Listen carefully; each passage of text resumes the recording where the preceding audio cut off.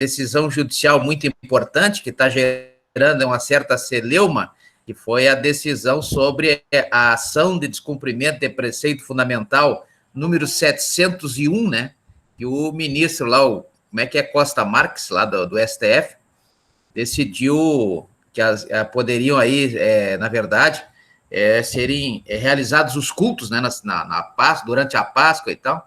E aí depois tivemos uma decisão também na DPF, na ação de descumprimento de preceito fundamental, 811, e o ministro Gilmar Mendes vedou, né? Inclusive colocou lá na decisão, eu estive dando uma olhada por cima na decisão, colocou o termo, como é que é o termo que ele colocou? Agora esqueci o termo, mas um termo de palanque, né? Que não tem nada a ver com decisão judicial, os reacionistas, negócio assim que ele falou lá. Isso realmente se vê que a coisa não está boa, né? Um ministro fica acusando o outro de ser muito religioso, né? E o mesmo ministro que soltou o André do Rep, embora ele tenha cumprido o que prevê o artigo 316, parágrafo único do Código de Processo Penal, que foi uma inovação aí da Lei 13.954, né, que trouxe que a cada 90 dias tem que ser feita uma revisão na prisão preventiva, e uma vez não presentes um daqueles 4 requisitos previstos no artigo 312 do Código de Processo Penal, então a pessoa deverá ser liberada, exatamente em função do constrangimento. A partir do momento que não tiver, torna-se uma prisão ilegal, e aí tem que ser imediatamente relaxada pelo que prescreve o artigo 5º, inciso 65 da Constituição Federal. Sobre o ponto de vista jurídico, ele agiu corretamente, mas isso não justifica ele ficar chamando o outro lá de novato, né? Excesso de religiosidade, no julgamento da DPF 701, e agora vem o Gilmar Mendes, né? E o outro ministro, e vota o contrário. E certamente amanhã, quarta-feira, teremos essa votação em plenário no STF, e com certeza voltarão de novo a fechar as igrejas, isso aí influencia no direito, né? O direito que está previsto no artigo 5º, inciso 6º da Constituição Federal, e dá margem a várias interpretações, e é até bom que os senhores analisem para ver a interpretação disso, porque, na verdade, a igreja, na Bíblia, lá em Mateus 18, 20, né? Mateus 18, 20, que quando tiverem 2 ou mais pessoas falando em nome de Deus, Deus estará no meio. Mas não diz lá que tem que ser na igreja, né? Pode ser em qualquer lugar, pode ser em casa, como falou o ministro Marco Aurélio, etc. Então, temos vários pontos de vistas a serem discutidos. Isso é que torna o direito bonito, né? Torna o direito bonito em função exatamente da existência desse jusrealismo, dessas decisões que provêm dos tribunais. Se levássemos em conta somente o que prescreve a Constituição Federal, levando em consideração o direito positivo, teríamos a obediência aí, o artigo 5º, inciso 6º da Constituição Federal, onde ninguém pode ser privado aí de crer, né? E o Estado não pode participar de nada, haja vista que nós temos aí um Estado laico, né? O Estado laico está lá no artigo 19 da Constituição Federal, e diz que o Estado não pode se meter na igreja, não pode se meter. E não podendo se meter, logicamente, nesse caso, prevalece aí, então, o que prescreve o próprio artigo 19 da Constituição Federal, mas respeitando as medidas restritivas lá do artigo 3º da Lei 13.979 de 2020, né, que os senhores já devem ter dado uma passada de olhos, e a partir daí também tivemos decisões jusrealistas, por exemplo, na DIN 6341 e na DPF 672,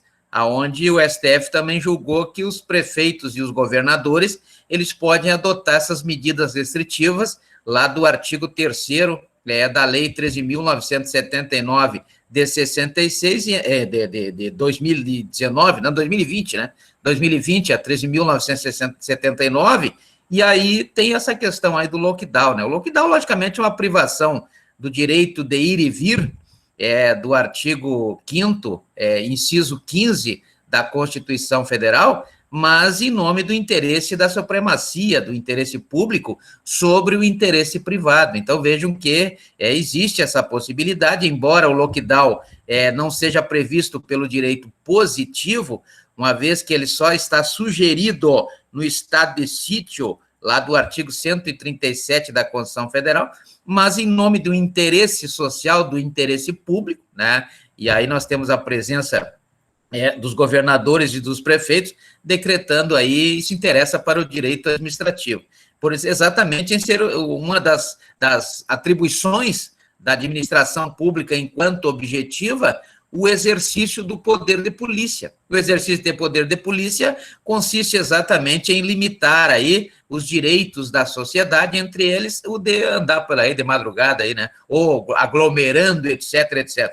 Por isso que gera uma celeuma danada, e eu sugiro aos senhores que dêem uma pesquisada aí no site do STF, aí nas notícias e tal, para que possam entender, porque isso é bonito o direito, né? A lei é seca, a lei é abstrata, está escrita, né? Acabou. Agora, o entendimento que se faz dessa lei, a hermenêutica, a interpretação, como dizem os mais sofisticados, a exegese, né? Isso aí realmente é o que interessa, que fica bonito no direito. E o direito administrativo está presente em todos esses atos aí. Está presente na ADIM 6341, está presente na DPF 672, está presente na DPF 811, está presente na DPF 701, né? Então temos várias aí, e todas elas estão ligadas exatamente ao que nós estamos vendo no momento na disciplina de direito administrativo, né? E todos eles têm um fundamento que é baseado no princípio geral da administração pública, o princípio que norteia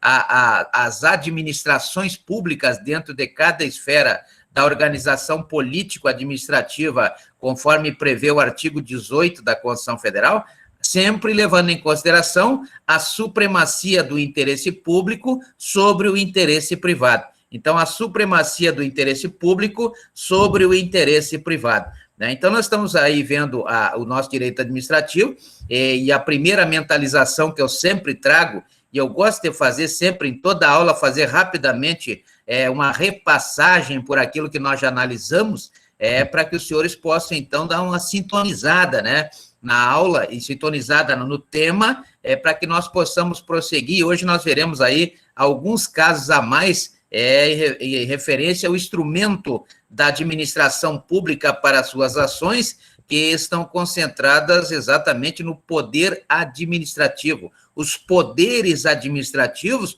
ou os poderes instrumentais das administrações públicas, os poderes instrumentais das administrações públicas. Então, veja que a primeira mentalização que há de se ter para entender a administração pública, ou o funcionamento da administração pública, a forma de atuação, seja ela comissiva ou seja ela omissiva, passa exatamente pelo conceito, ou seja, pela definição do conceito de direito, como aquele conjunto de regras que é imposto à sociedade pela própria sociedade. E mais ainda na administração pública, porque na administração pública ela se movimenta, ela se manifesta através ou do ato administrativo, onde predomina o direito público, aquele direito que só se faz ou se deixa de fazer o que a lei determina, com base no que prescreve o artigo 5º, inciso 2º da Constituição Federal, de que ninguém é obrigado a fazer ou deixar de fazer alguma coisa, senão em virtude de lei. Então, quando essa manifestação for o ato administrativo, aí a conduta legislativa será com base no direito público, aquele direito que só se fará ou deixar-se-á de fazer alguma coisa quando a lei disser faz ou não faz, né? Por outro lado, nós temos os atos da administração, que são atos que a administração resguarda aí uma posição de paridade, ou seja, uma relação de horizontalidade com o contratado, com o administrado, e aí prevalece o direito privado, né? O direito privado é aquele direito onde se pode fazer tudo menos aquilo que a lei proíbe, diferentemente do direito público, né? Então, o direito público só se faz o que a lei manda fazer, só se deixa de fazer aquilo que a lei manda fazer. Já no direito privado, não, se pode fazer tudo, menos aquilo que a lei proíbe, né? O senhor já deve ter pesquisado aí o que prescreve o artigo 104 da Lei 10.406 de 2002, que é o nosso Código Civil. Todo